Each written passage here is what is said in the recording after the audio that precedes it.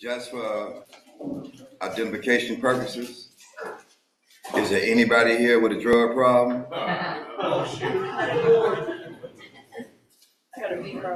Is there anybody here that use because of life on life problems?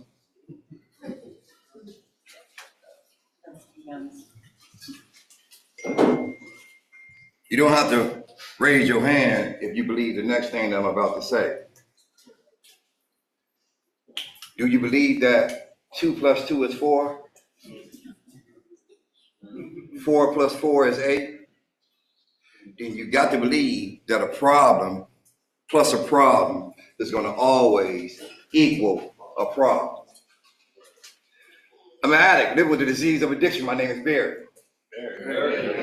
And first and always, I want to thank the God of my understanding for allowing me to live 2 lifestyles in one. And for that, in spite of what goes on in my life, I'm excited about living this new way of life. And I'm clean. And the miracle is that I want to be. And I say that with confidence because I can remember a time where drugs did something for me and not to me. I want to thank Nancy for taking the time of her busy schedule to enlighten me, to come out and be of service, to share the good news. The good news is that an addict, any addict, is stop their use of drugs, which is physical, lose the desire to use, which is mental, and find a new way to live, which is spiritual. I don't know if you're in your last 30 days. I don't know if you're in your first 30 days. But what I do know is that your best move has to be your next move. My God don't keep me clean. The fellowship of narcotic anonymous don't keep me clean. But my God has provided me the means to be able to stay clean. I'm in love with recovery. I love addicts. It wasn't like that in the beginning. As a matter of fact, I didn't want to be here until an old timer told me that I took the wrong turn, but ended up in the right place. And if I wanted to go back out there, they were still waiting. But if I didn't want this program, that I didn't have to trip, I wasn't going to get it.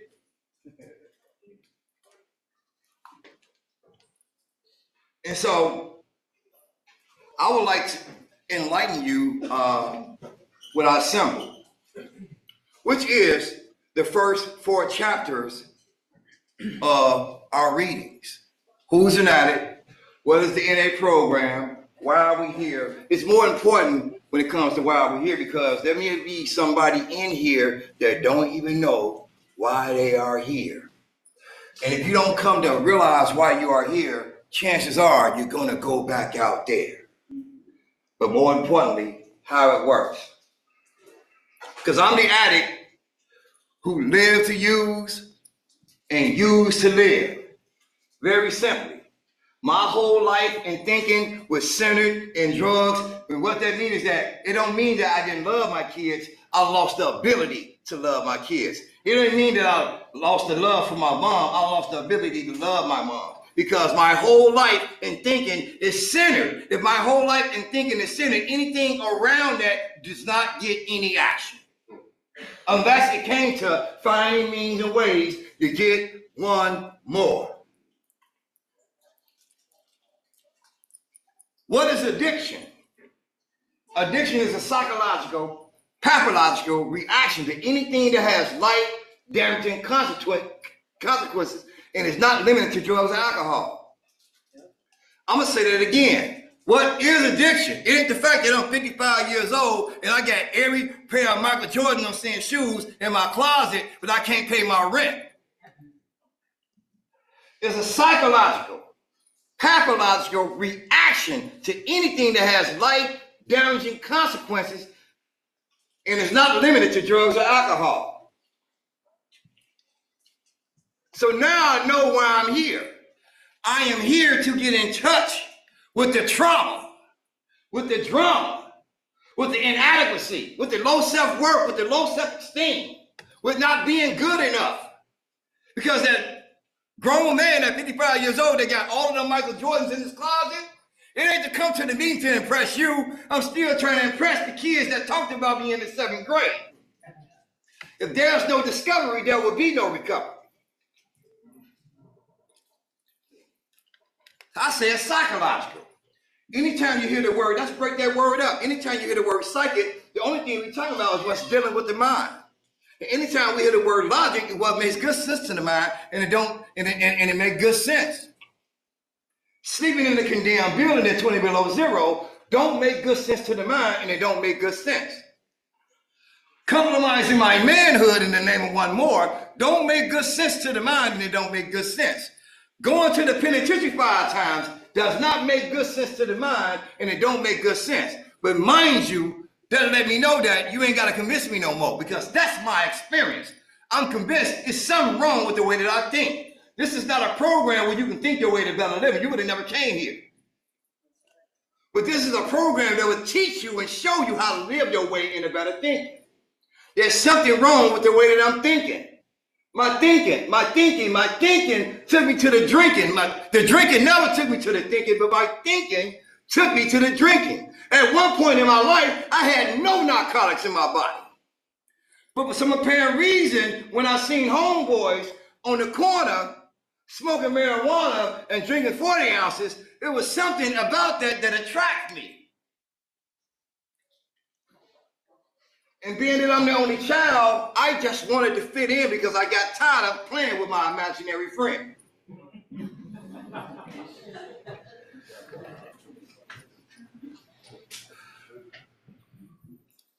Pathological. Repetition. Doing things over and over and over and over again and can't explain why, like using. 1 is too many, and 1,000 is never enough. I have something that's in me that knows how to use me just to mess over me. And I always listen to it.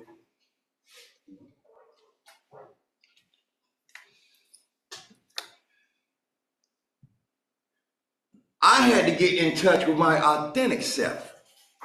That is what the Narcotic Knowledge Program is.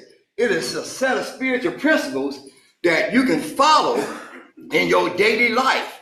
And the most important thing about them is that they work. Wait a minute, you're trying to tell me I don't have to be religious to adapt to that concept? But one thing I need to know is that what makes them work? Well, what is the opposite of dishonesty? Honesty. Well, what is the opposite of anger? Acceptance. Well, what is the opposite of doubt? Faith. When I apply these principles in my life, what happens is that they become second nature in my life. I'm talking about the transformation of the program. So when I ask everybody, if you had a drug problem, I ain't never went to the nearest liquor store and asked them to give me a half a pint of something that is going to make me homeless. I never went to the dope man and told him, give me a Dub Rock, or something that's going to make me suck his wing. I never signed up for that. But there was something in me that drove me to the liquor store. There was something in me that drove me to the dope man. There was something in me that drove me to the penitentiary. There was something in me that drove me away from me as though I was going to never run back into me. And it's called the disease of addiction. There's a dis-ease in my spirit because I don't know how to live from there when I should be learning how to live from there. I found out that I'm a spiritual being having a human experience. And the human experience is where I always fall short. And the reason why I always fall short, because I ain't taking care of what's going on in the inside of me. Anybody can look good on the outside, but they're going to be tore up on the inside. Alexander the Great walked up to one of the nearest dope beings. He said, "Oh, dope being, I'm Alexander the Great. I'm well known from one continent to the next." He said, "Man, I can buy you a life." in the dope, and he said, man, I don't want nothing from you. He said, what? Oh, he was so egotistical, he didn't realize why he didn't want nothing from him. He said, man, look, until you get in touch with what's going on in the inside of you, you're going to fall enslaved with everything outside of you. And so that's where my story began. Everybody could afford, other than me, Chuck Taylor's, Levi's, and I had to go to school in Jolly Green Fireman boots and Billy the Kid jeans. And so I got talked about, and that made me feel lesser because the first hit that this disease took at me was comparison.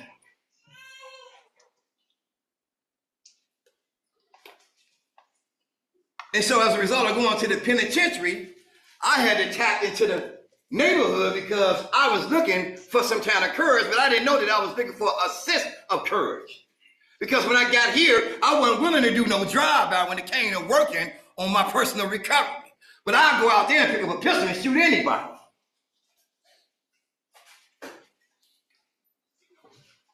It was something wrong with that. Look, when I look, she just said something about somebody with 6 months, they're going to have to make sure they get in touch with that fourth step.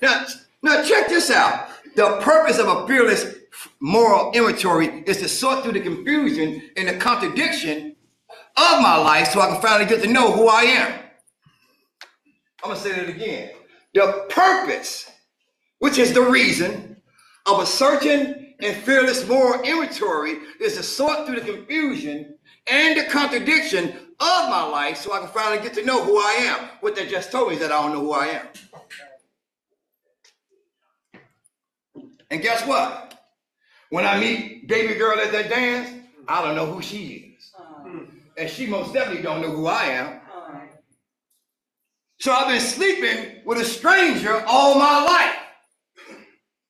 I've been walking unattended in this bodysuit. And I don't even know that I've been driven by something that is way more powerful than me. See, when I realized early recovery that I'm either going to be driven by the disease or guided by God.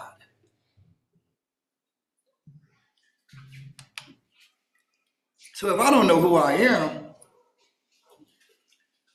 I'm starting to realize why I'm here. I am here to reverse the hearse. I am here to change the words of my obituary. If you made it to Fred Brown, you've been selected. You ever heard the old saying, many are called, we on the few are chosen? I just left Skid Row, the belly of the beast. The horrors of the nightmare. If you have made it, if you escaped the horrors of the nightmare, trust and believe me, God ain't through with you yet. See, sometimes, we don't really get to the exact nature of our gratitude.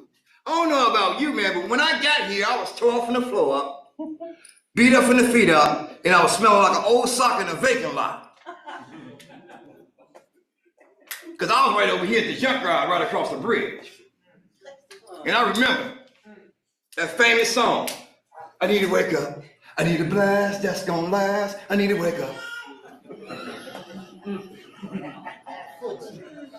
And I enslaved myself when it came to getting copper, when it came to collecting cans and bottles. I enslaved myself in the name of one more. But I didn't realize until I got here that I was trying to pull off the impossible. I was trying to change your feeling, just to change your feeling, just to change your feeling. I didn't realize that as a result of using dope at the age of 13 and using it all the way up to the age of 38 when I got clean, that I had actually reduced myself from being a human being to living inhuman.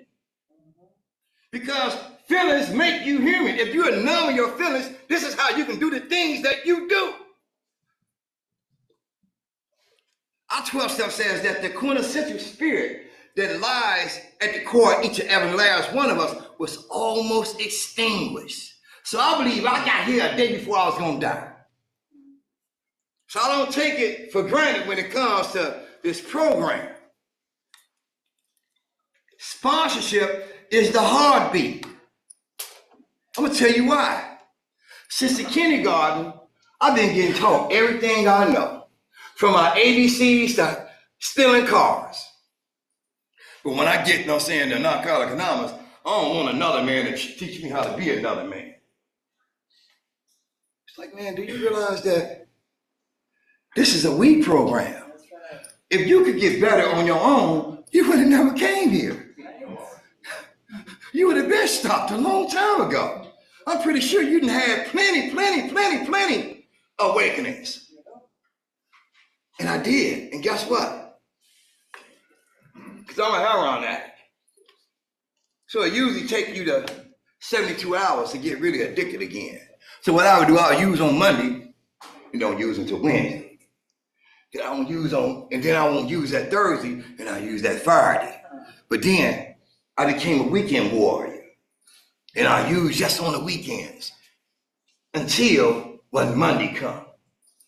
And then I use Friday, Saturday, Sunday, Monday until when Tuesday comes.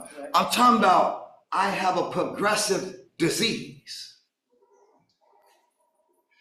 It's insidious.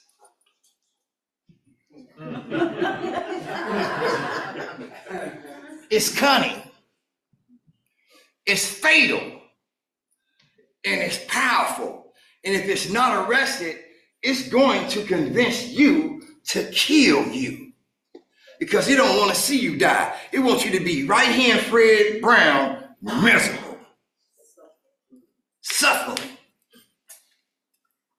This disease is like any other disease. Check this out. Cancer is designed to kill the host. And if radiation and medication don't intervene, eventually cancer will spread until it kills you. Diabetes is designed to kill the host. And if a healthy diet don't be able to work, and if working out and exercises don't work, eventually you're going to start cutting off pieces of your body. I watched my dad do it. Until it kills you. But the disease of addiction is designed to convince the host to kill himself. And if God don't intervene, if step work don't intervene, if sponsorship don't intervene, if regular attending meetings don't intervene, eventually you're going to go back out there, and what we're going to hear is that, guess what? Somebody came up short, and we're going to be going to a funeral. But here's the thing, though. If I got cancer, trust and believe me, I'm going to take that medication. If I got diabetes, I'm taking my medication because I am a diabetic. But when it comes to the disease of addiction, man, come on, man, I ain't going to do no step work, man. That's for punks. To save my own life. Because I don't even believe that what y'all are doing around here is going to work for me, but the evidence I see that it's working for you. I'm talking about my perception. My perception will convince me that it'll work for you, but it won't work for me. This program is available to all, but it don't have monopoly on recovery. So hopefully if you don't get it here, you get it somewhere elsewhere. See, it don't matter who carried the message. The hit is that, did you get the message?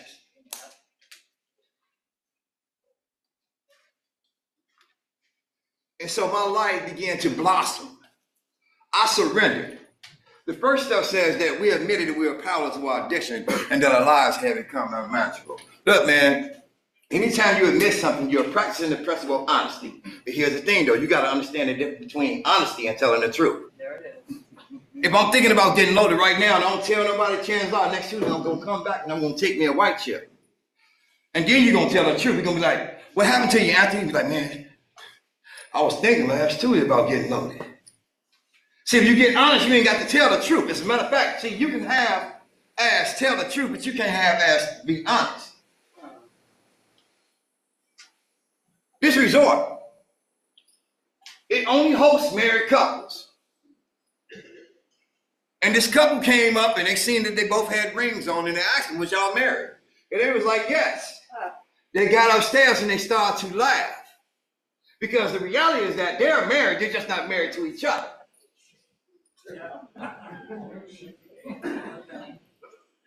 So if you don't tell them this disease, this disease will tell on you.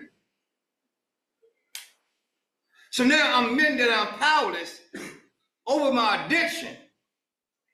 It didn't say that I'm admitting that I'm powerless over drugs. It said that I'm admitting that I'm powerless over my addiction. Man, my homeboys was a power greater than me. The penitentiary was a power greater than me. The streets was a power greater than me. Dope was a power greater than me because I can't alter my own brain, but dope can. So anytime I find myself in a situation, in a powerless situation, I might as well surrender, because there's a huge difference in resignation and surrender. What does that look like? Well, on one hand, I can come to Fred Brown and I can program and I can graduate and I can get up out of here and I'll never see a meeting in my life. You just resigned for them 90 days. On the other hand, I can come to the program and Nancy can bring out, you know what I'm saying, somebody to carry a message, and I can allow my spirit to be pierced, you know what I'm saying, and I can allow myself to identify that I may just have a problem and I might want to lay up here and get out and pursue a solution to that problem. When you surrender to the program, you have accepted that it's a solution to your problem. Because there's nothing that you can do about your problem. It's an incurable disease. However, it must be arrested. And if you don't arrest this disease will keep you arrested.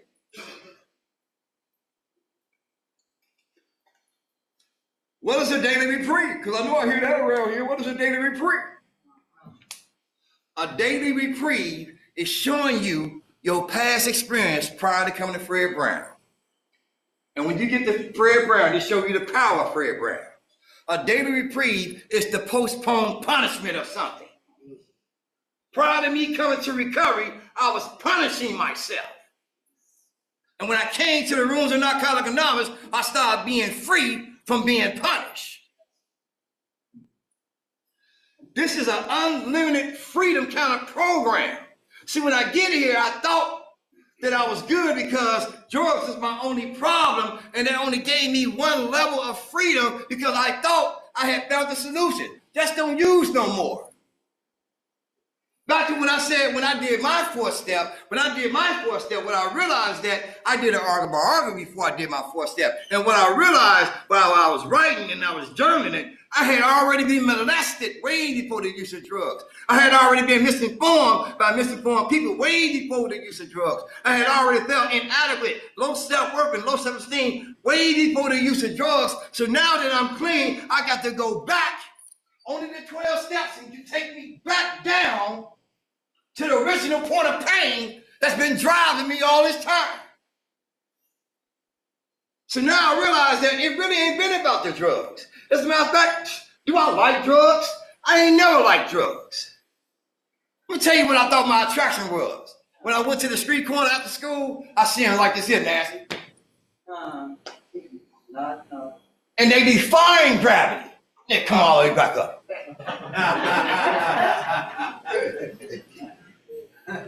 What I realized is that what I loved about drugs is that it put me in a fantasy as a result of helping me escape my reality. Addict tends to live secret lives. I ain't gonna tell my homeboys that my uncle molested me. But what I realized is that my uncle molested me. And he was one of them kind of guys. But however, in this society, there's a whole community of those kind of guys. And guess who I resent? All of them. Based on the fact of not addressing the issue with my uncle back then. Trying to tell you, if you don't, recovery is about discovery. These people ain't done nothing to me. I was molested by my uncle, but he was one of them kind of guys. But now, since I can't lay up here and get at my uncle because he's dead, F the whole community now. And guess what? I'm really saying F me, because I'm the one that's feeling the feeling. These people don't even know me, and I got a resentment with them. The insanity. What I realized in step 2 was that people tend to live what they believe. Now, if I got to come to believe, that means it must be something wrong with what I believe. Say it again. If I have to come to believe, that means it must be something wrong with what I believe. And therefore, if I don't change the way that I believe, I can't change the way that I think. If I don't change the way that I think, I can't change the personality, you know what I'm saying, that it brings. If I can't change that personality, I can't change my behavior. If I do what I always did, I'm going to get what I always got. If I get what I always got, I'm going to feel like I always felt. And if I feel like I always felt, I'm going to smoke like I always did. Because I don't like to feel. They say that addicts are the only one on the universe that tend to believe that they always should feel good.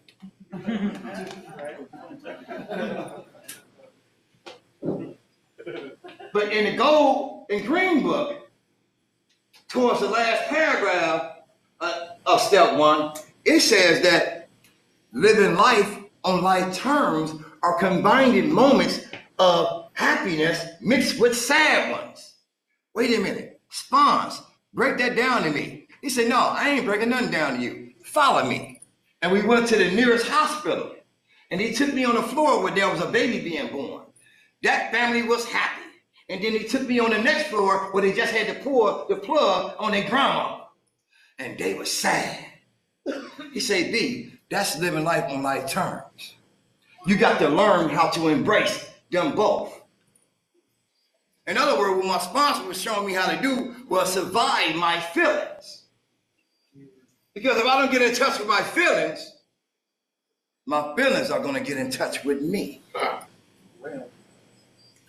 So now I make a decision in the third step to turn my will and my life over to the care of God. But what does that look like? I'm turning my thinking and my actions over to the care of God as I understand Him. Because here's the thing, the reason why I went through the things that I went through is because my God allowed me to go through them in order for me to be where I'm at right now. I ain't got no regrets. The third step says that we finally realized that the power that brought us to this program is still with us and it will continue to guide us if we allow it. If you escape the horrors of the nightmare, evidently your higher power ain't through with you yet, right? And so now, when I realized that, the first person that I can begin to do God's will with is who my sponsor. Sponsor, I'm thinking. Sponsor, I'm thinking. Sponsor, I'm thinking. Sponsor, I'm thinking. Go to my home group. I'm thinking. I need some help with my thinking. Because I don't know how to listen to that intuition like I used to when I was a child. I had numbed it with drugs all my life. And so now God can come through the inner knowing now. And I can feel the energy in the atmosphere of recovery. I can feel the spirit that lies in here. Look, man, there is magic going on in here. And guess what? I'm not the magician. So step 5 allowed me to realize that I had been fooling everybody, only to realize that I'd really just been fooling myself. I used to ask my dad is the pastor. I used to ask my dad, man, let me get $5 for a burrito. He did it for about 100 times. And then he was like, look, man, why don't you just ask me $5 for a rock? If you've been eating burritos every time I gave you $5, ain't nowhere in the world you'd be 97 pounds.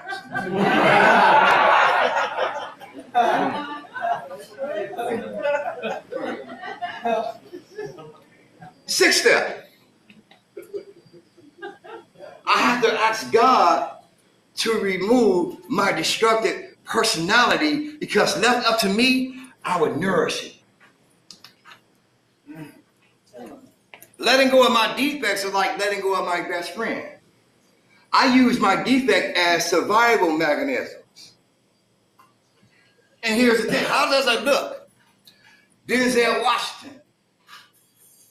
I love him. And my sponsor said, when was the last time y'all hung out? I said, well, I ain't never met him. He said, you trying to tell me you love somebody you never met? I started thinking, I was like, man, you know what? That kind of makes sense. But what are you getting at?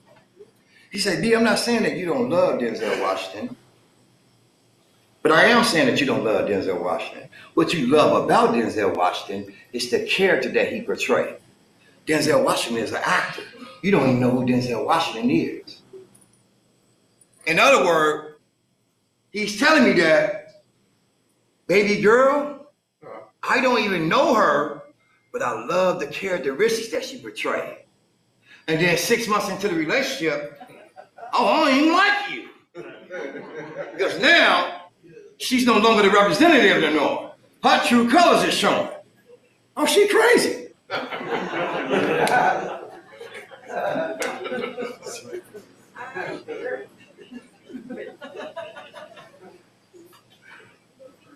Poverty to be last to freedom would be the stigma of being an addict.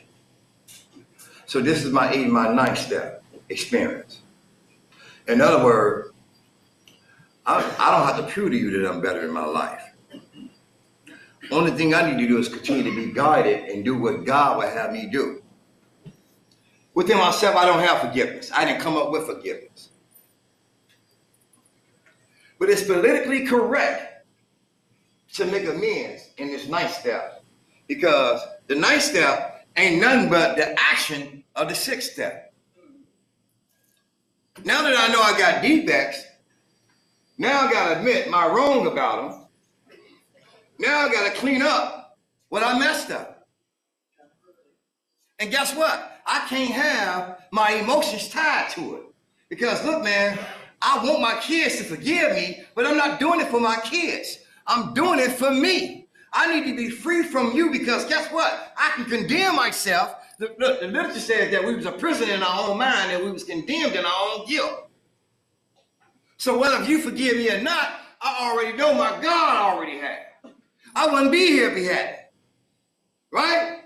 But here's the thing though. You can get free though if you accept the amends, because if you continue to hold on and harvest the resentment, which means reliving past experience. I had a home group member, she said, B, let me ask you something. What is it about me that makes you upset with you?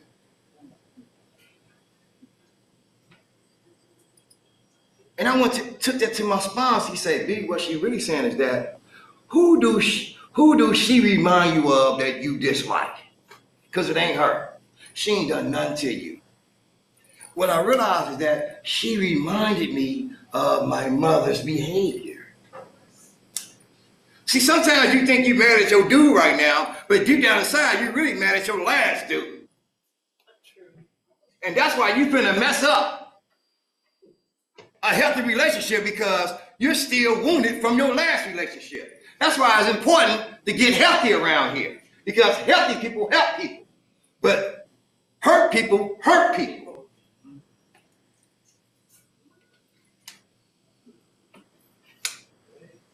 And so every night I get the opportunity to practice a 10-step. I thank God for allowing me to be helpful to some and harmful to none. I thank God for allowing me to be an instrument of his will, not mine. See, my will is ultimately God's will. See, I didn't know that prior to getting here. And so now what happened is that, look, I'm bound to make mistakes by God and not by you. So you can judge me for my defects. I'm human just like you. Guess what? Until I see the God in you, I'm always gossip about you. There's something that lies within each and every last one of us that we are so blind that we never take a look at, because we are so negative, because we come from that way of life. I had to learn how to open up my third eye. Well, how do you open up your third eye? You got to close your eyes in order to see the third eye, which is prayer and meditation. I'm always looking for the bad in you, and I never look for the good in you when it's good in you.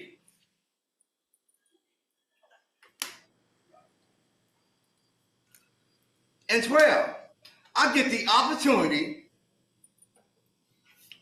to be as close as I can to God's will as I know it, by trying to carry this message to addicts and practicing these principles in all of my affairs. Just tell me, I got that.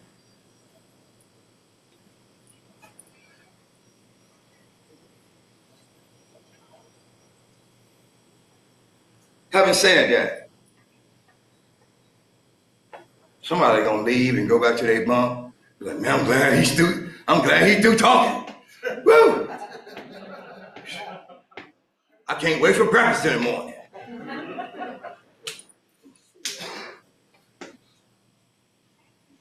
And I'm talking about a sponsee of mine.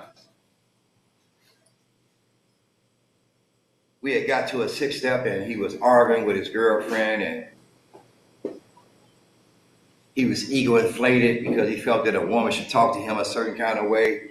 And they got into an argument and I was like, man, look, why don't you just go to your mom's house tonight, man, and cool off, because right now you kind of heated, you angry, you ain't gonna make no sense, you ain't gonna find no solution in anger.